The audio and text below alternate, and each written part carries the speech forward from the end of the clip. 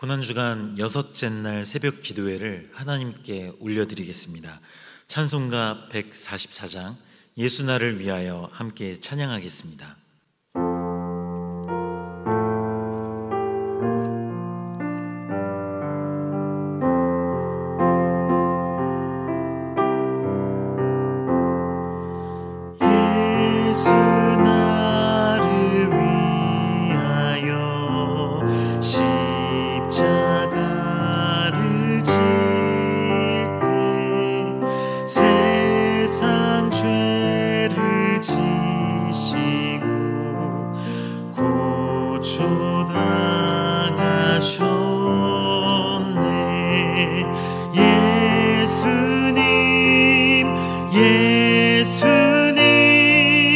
나의 죄 위하여 보배 피를 흘리니 죄인 받으소서. 십자가를 지심은 무슨 죄가 있나. 저 무지한 사람들 메시아 죽였네.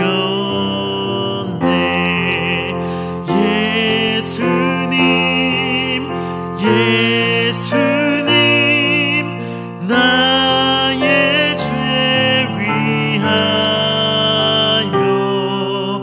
보배 피를 흘리니 죄인 받으소서.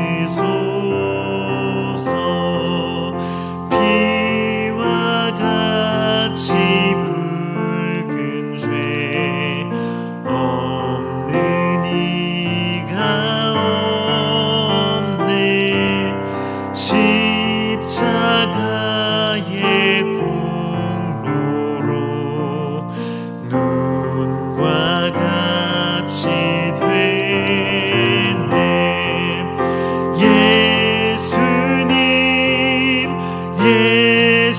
예수님 나의 죄 위하여 보배 피를 흘리니 죄인 받으소서. 아름답다 예수여 나의 좋은 친구.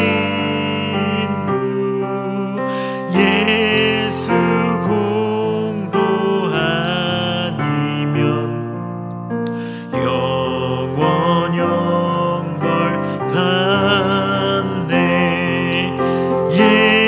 예수님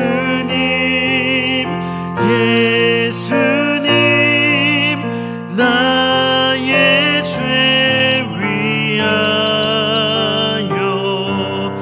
보배 피를 흘리니 죄인 받으소서.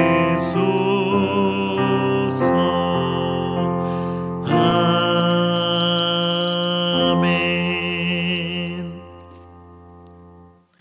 오늘 우리에게 주시는 하나님의 말씀은 마가복음 15장 33절에서 39절까지의 말씀입니다. 마가복음 15장 33절에서 39절까지의 말씀을 함께 읽겠습니다.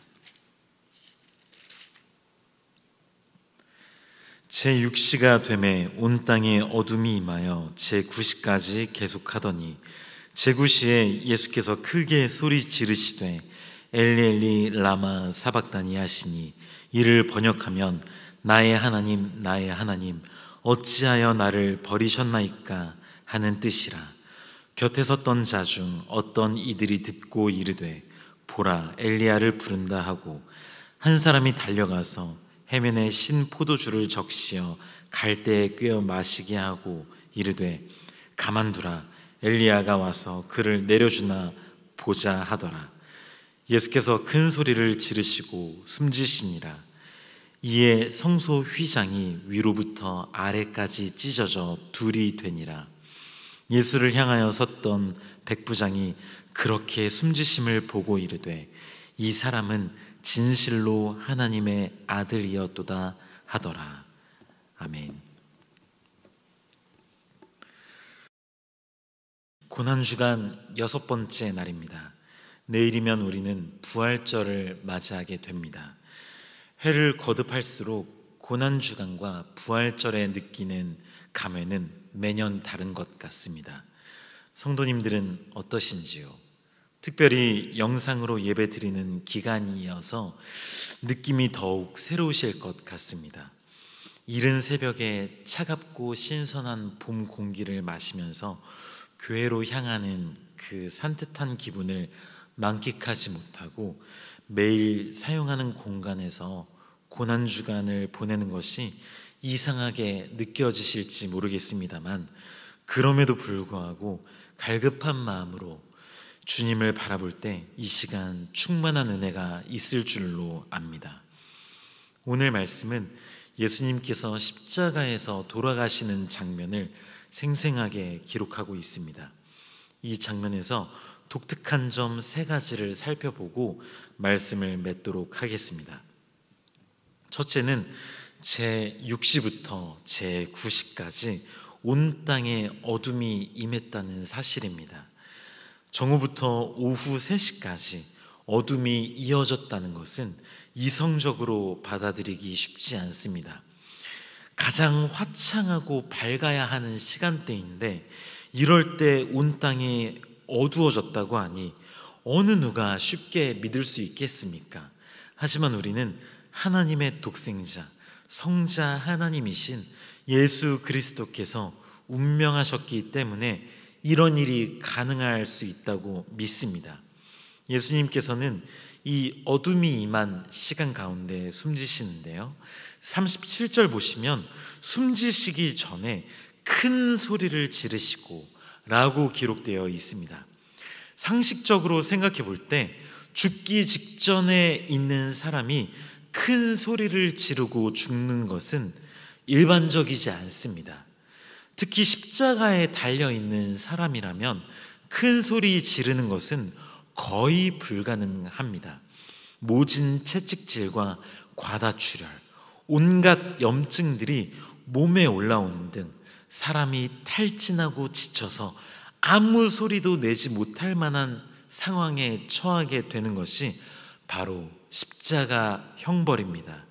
그런데 예수님께서는 온 땅에 어둠이 임한 가운데 큰 소리를 내시고 온전한 정신으로 죽음을 맞이하게 됩니다.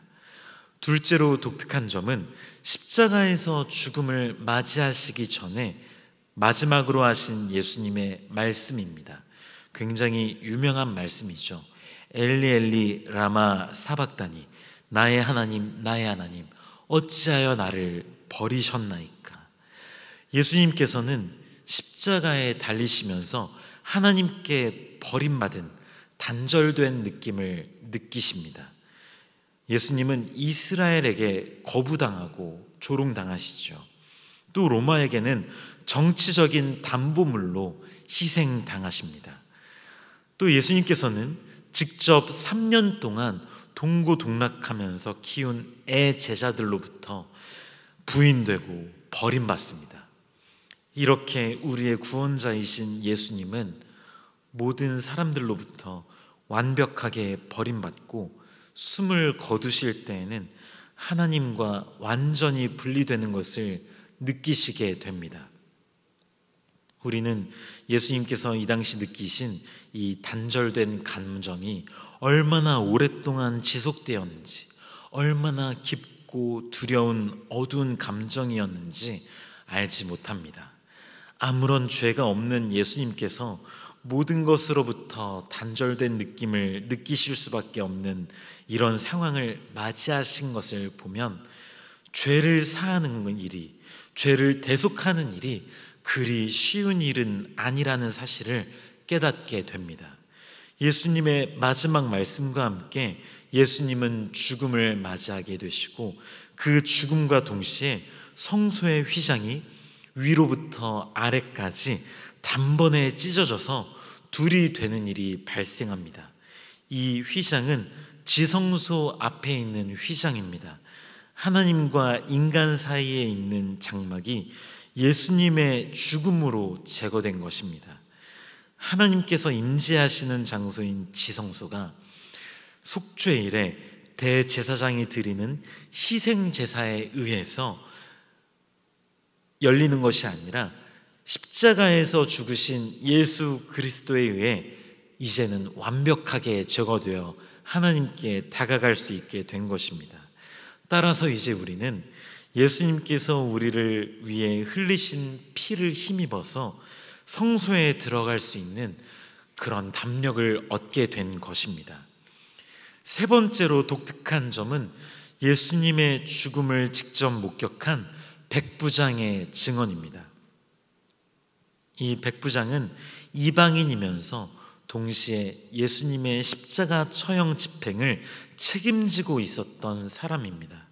백부장은 예수님의 어떤 모습을 보고 또 어떤 가르침을 보고 말했는지 모르겠지만 그가 말한 예수님에 대한 평가는 실로 충격적입니다. 이 사람은 진실로 하나님의 아들이었도다. 아멘. 성도님들, 예수님께서 십자가에 못 박혀 죽으신 장면을 한번 상상해 보십시오. 십자가에서 내려올 수 있으면 내려와 봐라, 너의 능력을 증명해 봐라 등등 수만 가지의 조롱과 모욕으로 뒤덮였던 이 십자가 처형의 현장을 상상해 보십시오. 이때 선민이라 불리는 이스라엘 민족이 아닌, 이스라엘 핏줄이 아닌 어느 핏줄인지 알 수 없는 이방인, 할례받지 않은 민족의 처형 집행단 백부장의 입에서 예수님이 하나님의 아들이었다는 증언은 참으로 충격적입니다. 이 백부장은 마가복음에서 예수님을 하나님의 아들로 묘사하고 진심으로 고백하는 첫 번째 증인입니다. 물론 마가복음에서는 하나님의 아들이라는 말이 2번 등장하기는 합니다. 그런데 이 2번의 고백은 모두 사실 진실 어린 고백이 아닌 귀신들이 말한 그런 말들이었습니다. 사실 다른 복음서들과는 조금 다르죠. 또 마가복음 1장 1절에서는 하나님의 아들 예수 그리스도의 복음의 시작이라 이렇게 선포하고 마가복음의 진리의 말씀이 시작됩니다. 그래서 이 마가복음을 읽는 독자의 입장에서는 예수님이 어떤 분이신지 정확하게 알고 마가복음을 읽어 나갈 수 있습니다. 그런데 독자들의 기대와는 달리, 또 우리의 기대와는 달리 정작 예수님을 믿었다는 사람들, 예수님을 따르는 제자들, 예수님을 계속해서 쫓아다니는 이 무리들, 모든 이들의 입에서 예수님께서 하나님의 아들이시라는 고백이 나오지 않습니다. 오히려 이 마가복음이 끝나가는 부분에서 이방인이자 십자가 처형을 집행했던 이 이방인 백부장의 입에서 이 사람은 진실로 하나님의 아들이었다라는 고백이 나오는 것을 우리는 발견하게 됩니다. 아이러니한 장면이지만 우리에게는 이 백부장의 증언이 희망적인 증언으로 다가옵니다. 왜냐하면 구원받는 고백은 사전에 가지고 있는 지식이나 예수님과 함께했던 시간들, 추억들, 태어날 때 손에 쥐고 태어난 나의 혈통들, 내가 가지고 있는 그런 특권들, 이런 것들에 기초하지 않기 때문입니다. 오히려 구원은 하나님의 유일무이한 사랑과 은혜에 의존해서 하나님의 아들이신 예수 그리스도를 구원의 주인으로 고백하는 데 달려 있습니다.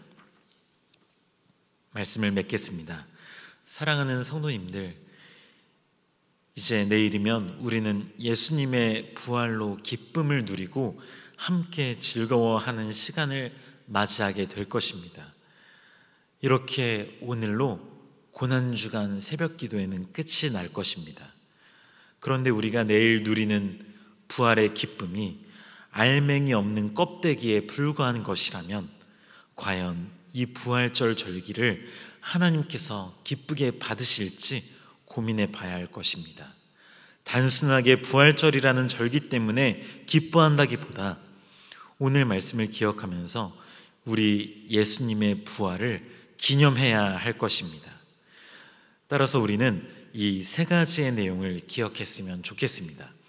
첫째는 정오부터 낮 3시까지 이어진 어두움과 예수님의 큰 소리, 온전한 정신으로 죽음을 맞이하신 예수님의 온전한 고난을 우리가 다 같이 기억했으면 좋겠습니다.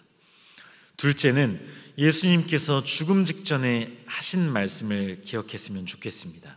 이 세상 모든 것들과 하나님으로부터의 단절 가운데 느끼신 예수님의 감정들, 그 감정들을 억누르며 이 세상 죄를 지고 십자가에서 죽어가신 우리의 예수님을 기억합시다.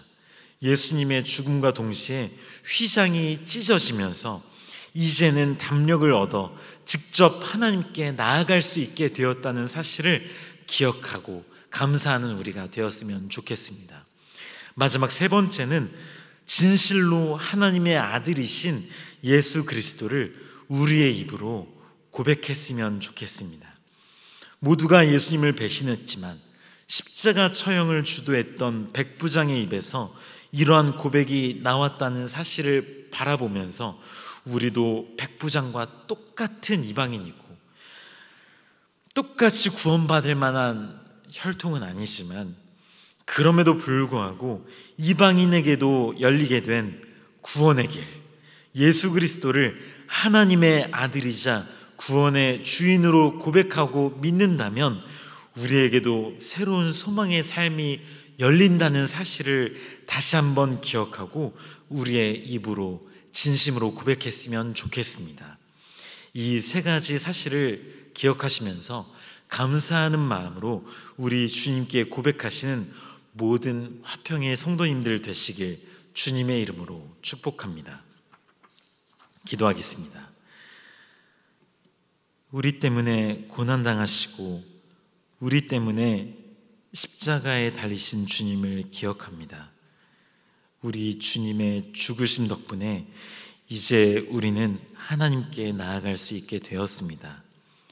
무죄하신 예수님께서 모든 것으로부터 단절감을 느끼셨기에 이제 우리는 하나님과 단절되었던 관계를 벗어날 수 있게 되었음에 감사를 드립니다. 그저 부활절이라는 절기 자체만으로 단순하게 축제를 즐기는 시간이 아닌 예수님의 고난과 죽으심에 동참하고 우리 주님의 부활의 감격을 진심으로 함께 누리는 모든 화평의 성도님들 되게 하여 주시옵소서. 감사드리며 예수 그리스도의 이름으로 기도드립니다. 아멘. 계속해서 띄워드리는 기도의 제목들을 가지고 함께 기도하시면서 주님께 간구하시기를 부탁드립니다.